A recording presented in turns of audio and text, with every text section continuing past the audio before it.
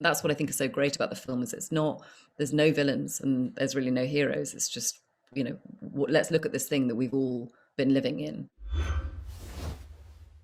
Hello and welcome to the Awardist, where this year Entertainment Weekly is going inside the longest Oscar race ever with the biggest contenders of the season. And I am so excited to welcome our guest today, who had an influential hand in reviving Paris Hilton's music career. I am just now kicking myself for not wearing my vinyl nurse outfit and rainbow wig to do this interview. Please welcome the endlessly talented star of Emerald Fennell's Promising Young Woman, Carey Mulligan. How are you, Carey? I'm good, thank you. How are you? I am doing wonderful. It's always so great to speak with you. Thank you so much for being here. And we have extremely important matters to discuss today. The most important being the last time I interviewed you about this movie, you told me that you were enjoying the at-home Oscar cycle because you got to do it while wearing a cozy pair of pink fuzzy slippers that Emerald gave you at Sundance. So is Yeah. that the case today?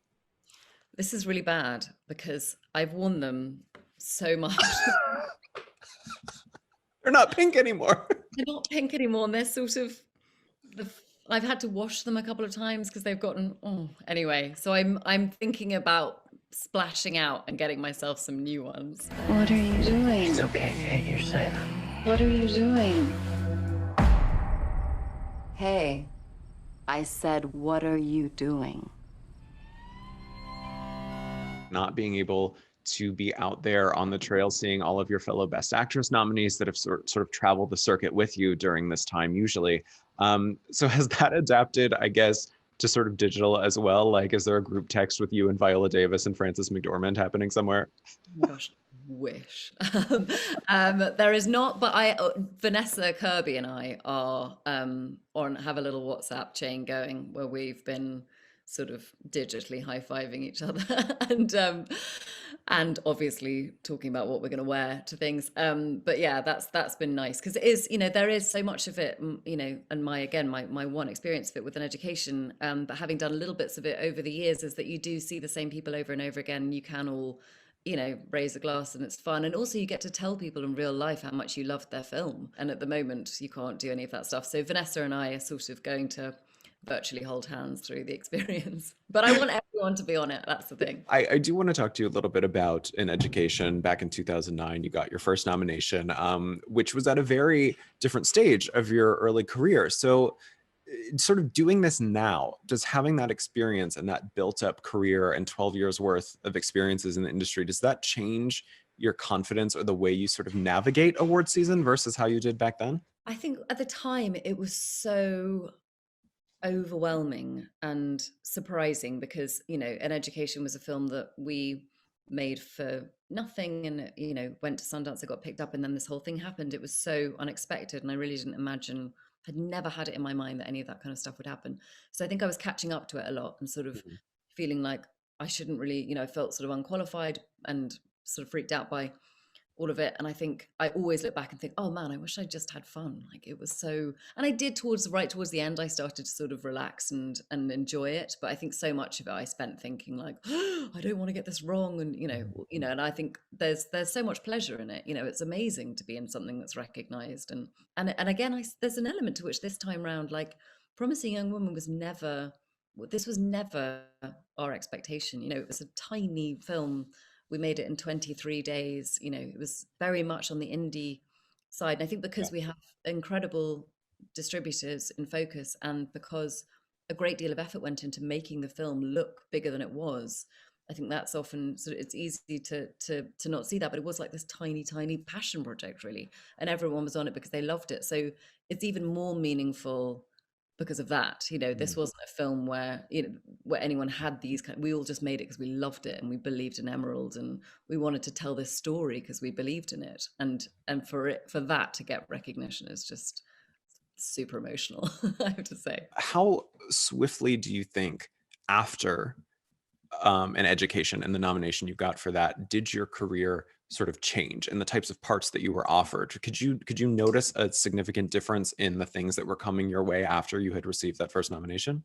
Yeah, to a degree. I mean, I think it was, there is an element to where you kind of have to fight against your casting in a way. If you are well known for playing one part and you do it successfully, and I think people sort of want you to replicate that. There are some really wild costumes here that complement the tone of the film so well. I interviewed the costume designer, and she kept calling that glittery dress with the high pony. She kept calling it like the trashy dress, and I was like, Carey looks fierce in that dress. I love that. I love you in that dress.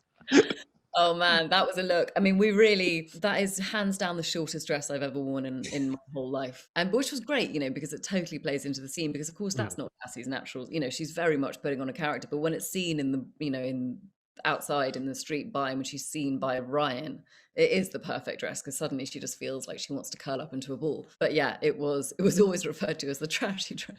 Promising Young Woman it's so interesting to me because it is this buzzy movie that in a nutshell, I think if you're forced to, you can sum up as a rape revenge story, which I've been seeing a lot of people do, but it's about so much more than that.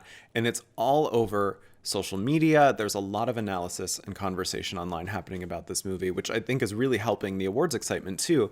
So what has it felt like to you to release a movie like this to a social media heavy culture that's actually, I think, ready to accept and talk about it as we've seen? Do you think that this would have been possible even 10 years ago?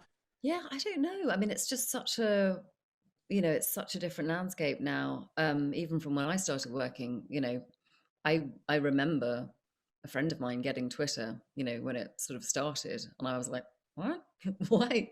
What? You just tell people what you're doing all the time? This is so strange." And I've never been on it, and I've never kind of engaged in it, just because for me, I know myself too well. It would just drive me mad. But it's Twitter is such a it can be such a powerful tool. It can be a powerful tool, as we've seen, in activism and in conversation and in people feeling like they, have somewhere to go to. They form connection and they feel listened to and heard. And it's also, predominantly in my life, the one thing that I've wished I've had social media for is to be able to talk about charity stuff because it's an amazing platform for charities and fundraising and advocacy.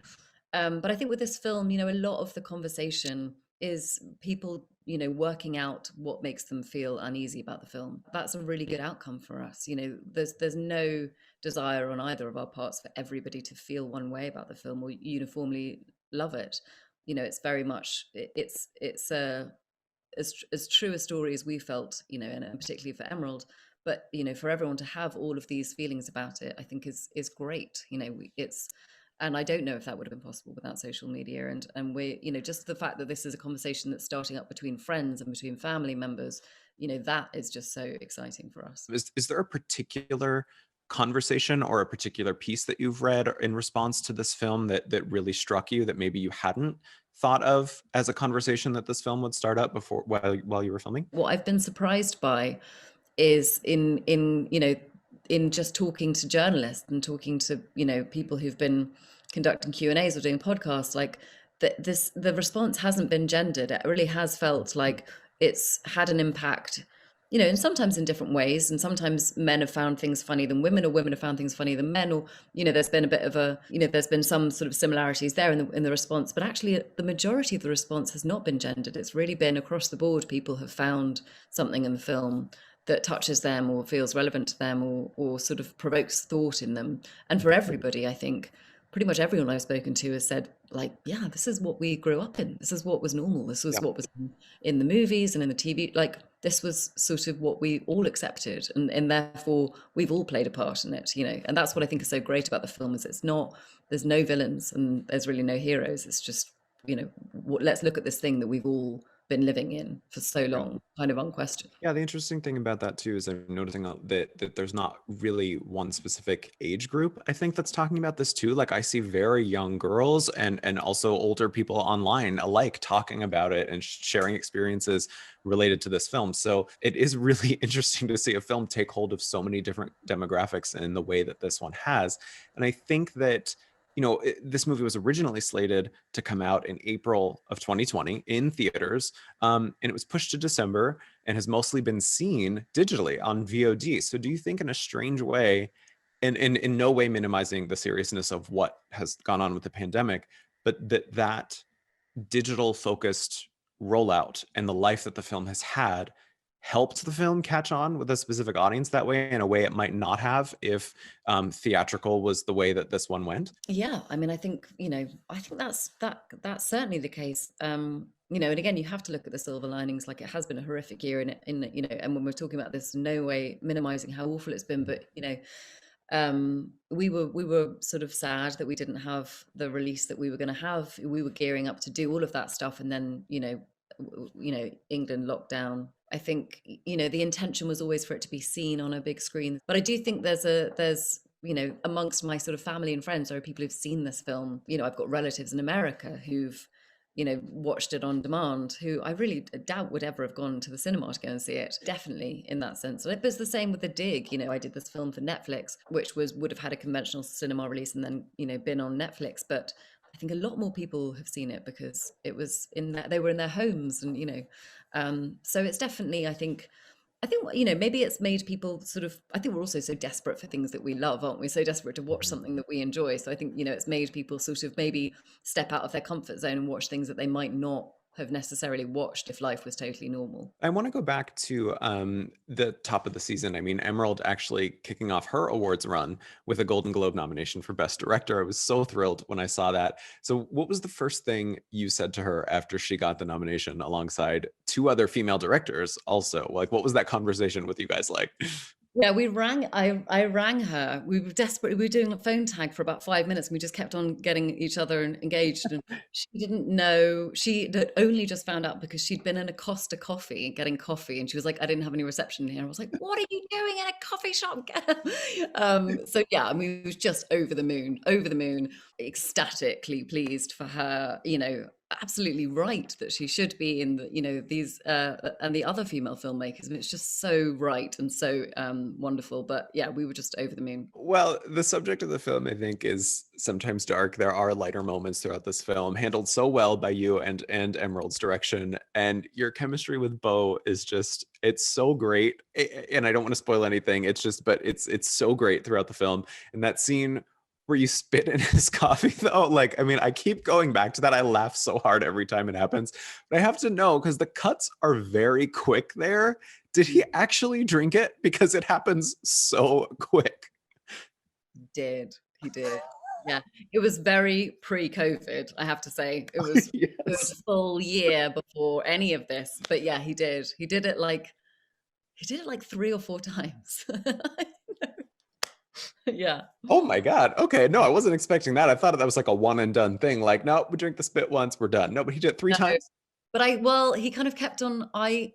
There was one take where I was off camera and I spit in it anyway, and I didn't have to, and he went. And then there was a couple of takes where it was like a 2-shot, so he had to. But there was one take where I just forgot and I spat in it properly and then gave it to him, and he had no choice but to drink it. And then we cut, and I was like, I actually did spit in it. And he was very, yeah, very patient and sweet about the whole thing. You can spit in it if you want. I deserve that.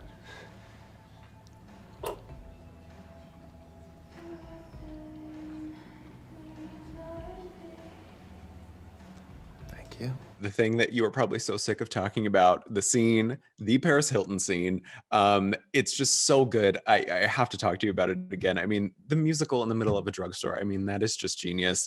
I can't believe I'm asking this, but was that like choreographed? Like, were there rehearsals with just you and Bo dancing to Paris Hilton beforehand? No, the prep, along with like everything else in this film, the prep was like, here's a printed A4 sheet of the words, go and learn it. And then we came in and we got Emerald put Bo on one side of an aisle and me on the other. And she was like, we have clearance for all of these products, so feel free to do whatever you want to with them. And we just sort of went in to it. And then I remember the most exciting thing that day was that Bo had, in one of the earliest takes, picked up a tin of Spam and had sort of like danced with the Spam. But then we were all in a crisis because we didn't know if we could get clearance for Spam. So then we were like, the producers were ringing the people from Spam, and then word went out on set. They were like, guys, we got permission to use Spam. And it was like very exciting. And the whole crew were humming Stars Are Blind for like a week afterwards, obviously, just going around in their heads. That scene just gets better and better the more I hear about it, honestly. Like, I mean, that calling Spam to get permission, I mean, you can't get better than that. What would it mean to you to win an Oscar for this performance? And not just like an Oscar in general, but like an Oscar for this film. Like, would winning it for this role mean more to you because of what the film represents and seeing the conversations that it's starting with people? Thank you, first of all. That's so kind of you to say. Gosh, I mean, yeah, I think so. I mean, I think that's, I've been very lucky to only work on things in the last little while that mean a huge amount to me. And this film has, from the offset, meant a huge amount to me because of the story that it tells, because of, the conversation that has come from it, but really because, someone said to me like, oh, this is the ultimate feminist movie. And I was like, well, yeah, but it's feminist because it's, she's real. She's a real woman.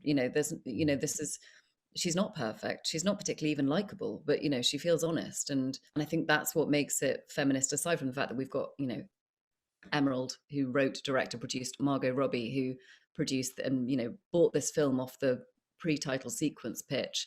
This film has been championed and made by women, and this character just felt incredibly, real, and we just poured our hearts and souls into it. So, just to have any of this stuff is really meaningful to us. It's really kind of dreamlike, all of it, because this was just a film that when we finished filming, I had to come in the day after I wrapped to be there for the last scene because I didn't want to be at home because I was so sad it was over. So it was that kind of, we just loved it and we wanted to be together for longer than we were. So I think it means a lot to everyone, to the whole cast and to the whole crew, that the film is getting this kind of recognition. Yeah. And it's so well deserved. I think that is a really lovely and hopeful note to end on. I cannot thank you enough for talking with me, and congratulations so much on the success that you're having with this movie. It's just truly sublime work. Thank you so much. So nice to talk to you again. Nice to talk to you, Carey. Thank you.